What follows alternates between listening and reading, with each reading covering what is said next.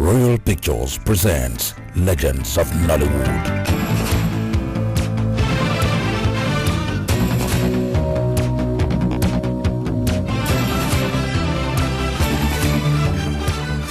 The real beauties of our time. The stars of all ages.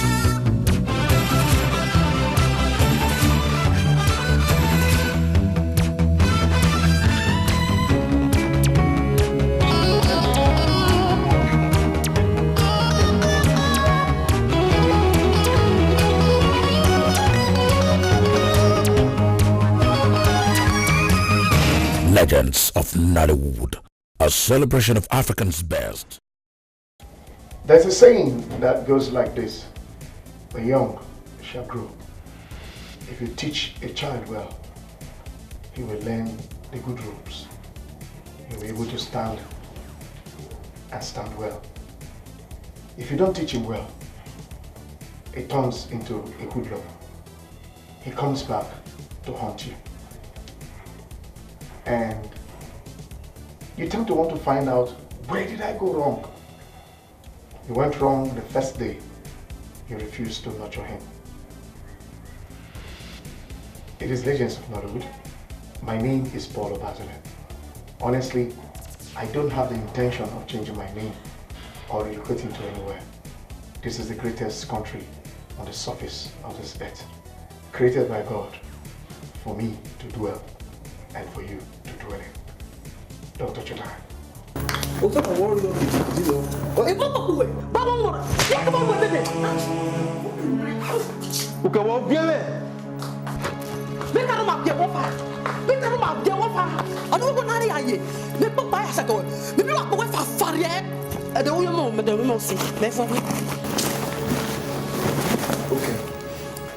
Okay, já outra na rua, bico. Oui, on va pourquoi changer. Pour que nous ne les mettons pas.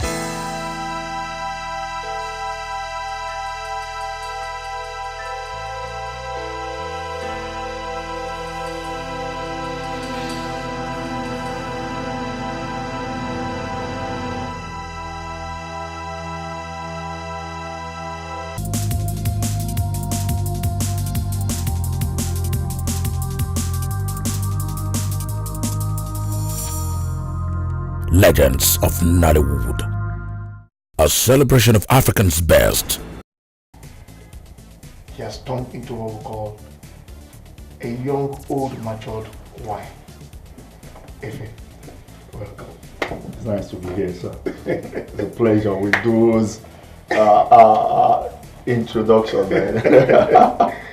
I feel very, very happy, delighted, and honored when I see young, passionate men, people who we can readily say, yes, we can hand this industry over to.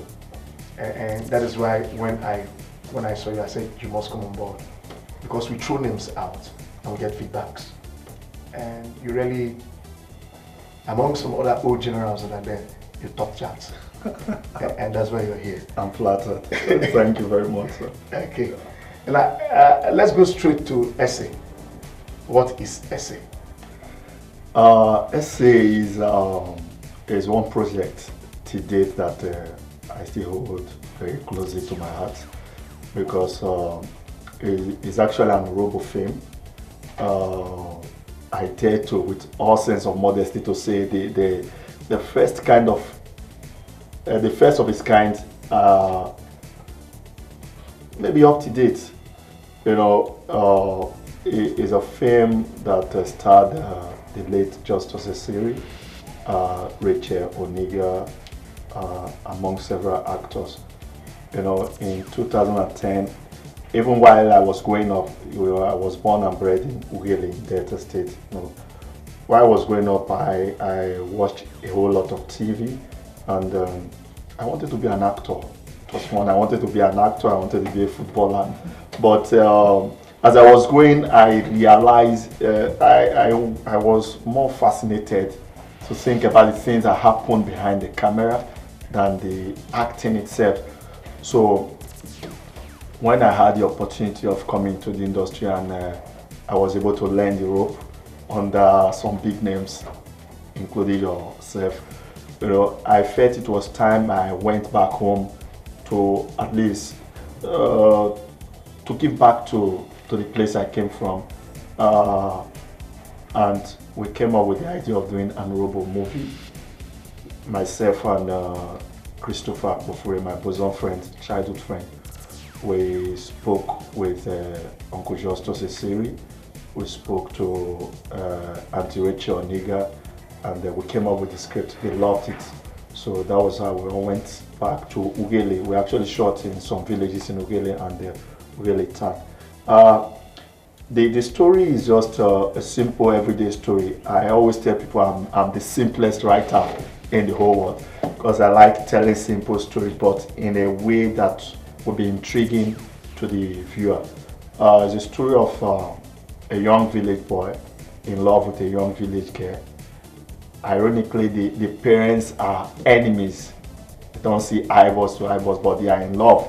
So which is going to give way to which? Is it the love that will make the warring parents to come together, or the enmity of the parents will make the love to die? So they grew up, and at a point the boy, all in a ploy to kill the relationship, the father of the boy asked the uncle to take the boy to the city. So they took the boy to the city, sent him abroad to study. But before he left, he made a promise to the girl. He made a vow, kind of unconsciously. He made a vow to the girl that I will be your husband, you'll be the mother of my children. There will be no woman in the earth that will make me happy, if not you. So he left, he went to the UK to study. While he was there, they cooked up a story to tell the girl that he had married someone else in UK, so there was no need to wait for the guy. But that was all lies. And that guy came along and the girl got married to the guy. The boy came back with the mindset, because there was no phone there, so there was no means of communication, with the mindset that he was coming to meet his girl that he left behind, only for him to see the girl already pregnant for the husband and married. You know, he was touched and he had no choice but to move on with his life. You know, but in the process, the wife could not conceive. Meanwhile, the girl with her new husband, she will give birth to a child. After a while, under mysterious circumstances, the child will die. She will get pregnant. Under mysterious circumstances, the pregnancy will just go.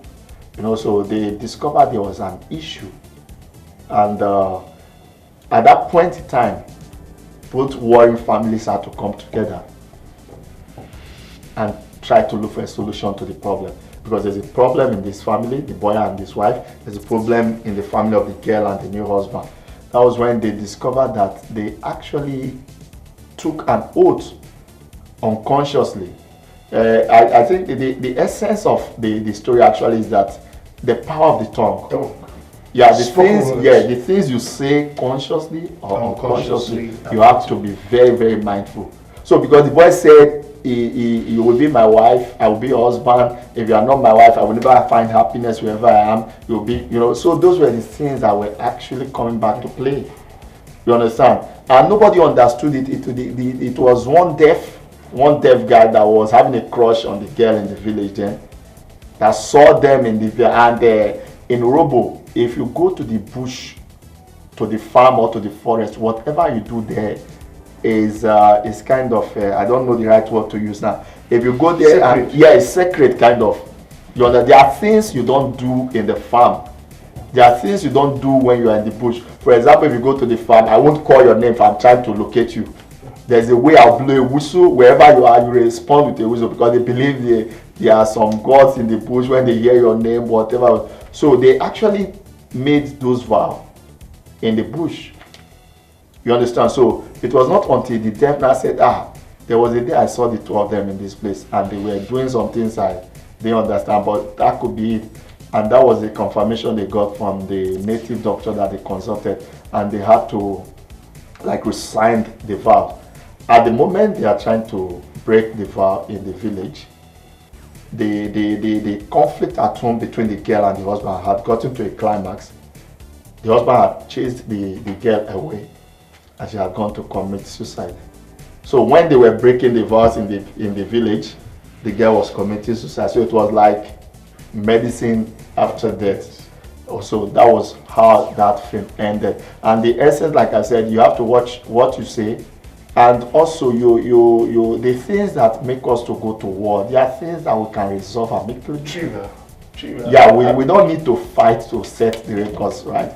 You understand? Now, at the end of the both warring families, they came together to fight for a common purpose, but there was already a loss already. Now, in the course of your shoot, what was your expenses like? Expenses, it was, I would say at that time, it was a big budget movie. Honestly speaking, I'm not trying to hype it, I'm not trying to do anything. We spent about 5 million naira to make that film. That is huge. Yeah. So what was your sales like? Before I talk about the sales, the idea then was actually to keep doing my local language films in my own little way, to project the language, to project the culture to the outside world. But the sales did not encourage us, because before we went, like I said, we went there to like up the bars. We're seeing movies coming from there, with due respect to the movie producers there. We're seeing movies coming from there, but they were nowhere close to what you guys did. Yeah. So it was more like a shame to say, I'm a filmmaker, I come from this place, and the films that come from there are not up to par. You understand? So that was actually my driving force that made me to do that. But when we put the quality of the film, the packaging, you understand, we took it to our people. They were not ready to buy the amount. They wanted something in the usual way. We didn't ask people to package it like this, but this is how a movie should look like. No, we're not interested in how it should look like. Give us the way it was. So it brings me back to the issue of change. It's not easy for you to really effect change. So they didn't buy the way we expected. We were not able to recoup capital. We're not able to recoup capital, not to talk of making a profit. So that is what has actually stopped us from doing another one. You guys would have premiered your movie because you have done premiere, private viewership and all this, because you have big people. Well, the Roboland. When you talk of big people, the fund we used to produce that movie took us close to 3-4 years to source the fund. In the midst of those big people you're talking about right now, you understand? It is one thing for somebody to have the money. It's another thing for the person to bring the money for us to do something. You understand? We actually went to clubs, with notable clubs in Roboland, went to people until we met. God sent one man that brought the money out because he saw the zeal in us. He saw what we were going to do. He saw the script. It was beautiful. But nobody was forthcoming with the funds. So also, if we had done a premiere, I believe it still would have been the same thing. So people would have come because, truth be told, there are people who love things like that. There are people who love if you love it and you do not contribute to the making, so who would do for you to come to the premiere? People are like, there are different set of people in this job. People who are, call them post-production people. I use that word. They are there to, for example, gone are the days where banks will bring out money for you to do movies. The banks will come out to say, okay, readily, we'll do the premiere for you, so do the branding for us. So they are seeing a direct take of what their funding is. If, for example, I can readily tell you what Diamond Bank has done, for example, when it comes to movie premieres. Last Flight to Abuja, for example, they did that. But my take is, if nobody invests in the production of the film, which film are you going to premiere? Which film are you going to brand when it comes to the... But you do it. When you do it, because maybe because I'm coming from the background of advertising, that's why I'm telling you this. And I also know, again, From where we come from, it's tough. You see what?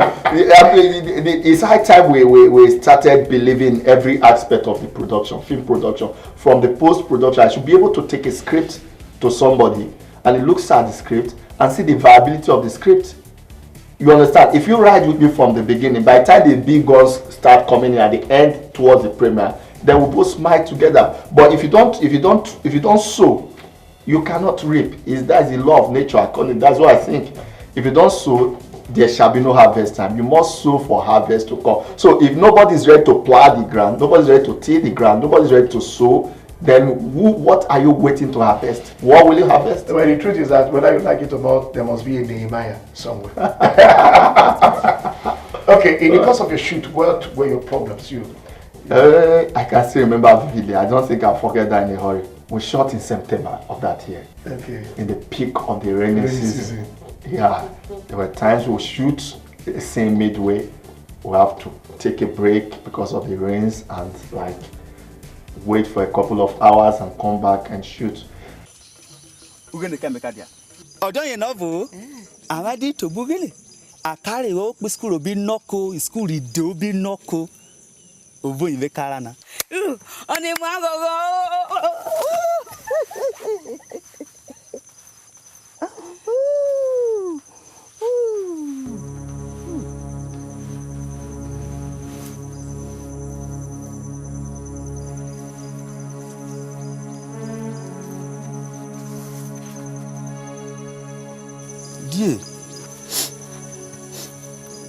Dear, yes.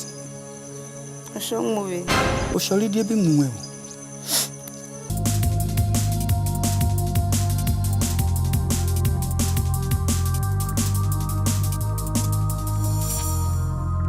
Legends of Nollywood, a celebration of Africans' best. Then we also had the issue of if not that Ughelli was a place where we grew up, myself and Christopher Akpofure. They were people that were trying to sabotage our efforts. You understand? Some people felt yes, they felt threatened. They felt we were coming to like ride on them. They wanted us to come and seek permission or maybe seek something from there. I would say it's not done anyway.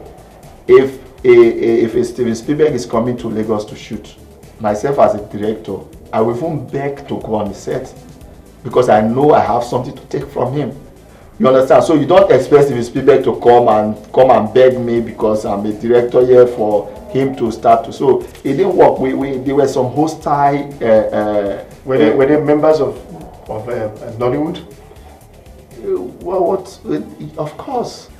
Of course, I believe every practicing filmmaker in Nigeria is a member of Nollywood. Yeah, then you would have reported to your own relevant gift. Of course, but I didn't see it wasn't up to that extent. I just felt they needed to be told the truth, the home truth, which we did. And at the end of the day, some of them started coming around. You understand? Is that ego thing? He's just coming for Lagos. What does he think? Who does he think he is? He will just come for Lagos. Forgetting that I was born there and you know, just nothing has changed. He's still that same Ughelli boy, you know. So what primary school did you attend? Ughelli Primary School 1. Then we had school 1, we had school 2. Okay, you were not even born when I was in Ughelli. I went to Ogarisi, Eli. Ogarisi, Eli.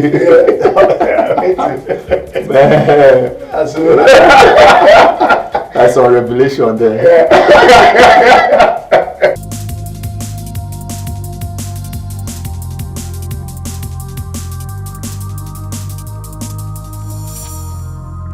Legends of Nollywood, a celebration of Africans' best. Do a shout out to your fans, number one. Number two, say something to the nation called Nigeria. And number three, say something to Nigerians. Fans. I still see myself as that small boy that I don't know if I have fans though, but if you're following me, there's something I want you to understand. The sun is made to shine on everyone. No matter how long it takes, no matter what it takes. If you're focused, if you don't derail, if you're humble, if you're hardworking, the sun will definitely shine on you. That is a fact. It has happened to me. I've seen people, it has happened to them. You just need to be focused. Don't derail. If you go to the water place to drink, don't look at the water bank. Don't just pack water and drink. Forget the dirty when they're the corner. Then be humble. Yes, I'm not a tear trouser. Be humble. Then stay as a hard worker. You must work hard. Definitely you will get to where you want to be. Then to Nigeria, everybody has said it. There is no better country than Nigeria. There's no nation in the whole world greater than Nigeria. Nigeria is a blessed land and we all know it. We just have to be patient. Things will begin to work again. I believe things will begin to work again in Nigeria. And if you are in Nigeria and you're watching this, wherever you're watching, things are going to begin to happen again in Nigeria. So if you are not in Nigeria at this moment, you have to come back to Nigeria because this is where it is happening. Thank you.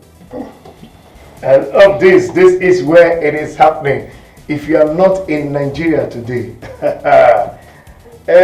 somebody else will take your place. So of course. Don't let somebody take your place. So you better come back, fasten your seatbelt, sit down, take that position you have been given to. Weather the storm for this nation. And again, like you said, what is that word you're speaking? Spoken words, they affect. What is that curse you're cursing? It affects. It does affect. If it does not haunt you now, it will haunt you later. If it does not haunt you later, it will haunt your children. So watch your tongue. For in your tongue lies the power of life and death. That is the theme of essay. I beg you, no matter how tough it is, don't place a curse on yourself. Don't say, which kind of rubbish life is this? Your life will be rubbish. Your life will be rubbish. And that child you have, don't curse the child. Don't. Yes, you will spank the child. No, you will not abuse the child. Because the abuse will wait for him or her in the front. Please don't do it. Again, like I say to my friends, and which you are one of them, fear the Almighty God. If you not fear God, when the devil finishes with you, you will not have mouth to say it. The moment you fear God, you have the fear of God. Life begins to be sweet for you. Number 2, love your wife. Number 3, defend this nation called Nigeria. If you do not defend it, nobody will defend it for you. If you do not do these 3 things I've said, nobody will do it for you. Life will elude you. I'm telling you, I've seen it all, the good, the bad, the ugly. I've gone through the thick, the thin. I've seen crazy things in life. That is why I say, fear God. Fear God. Until I come your way, same time, same station next week, please, that evil you want to commit, don't commit it. That thing you want to do, don't do it. Bye-bye. Legends of Nollywood. Legends of Nollywood. Legends of Nollywood. Legends of Nollywood. Legends of Nollywood. Legends of Nollywood. Legends of Nollywood. Legends of Nollywood. Legends of Nollywood. Legends of Nollywood. Legends of Nollywood. Legends of Nollywood. Legends of Nollywood. Legends of Nollywood. Legends of Nollywood. Watch Legends of Nollywood and celebrate the pioneers of this great industry that has brought so much joy and so much happiness to the lives of many millions of people in Nigeria. Legends of Nollywood, a celebration of Africans' best.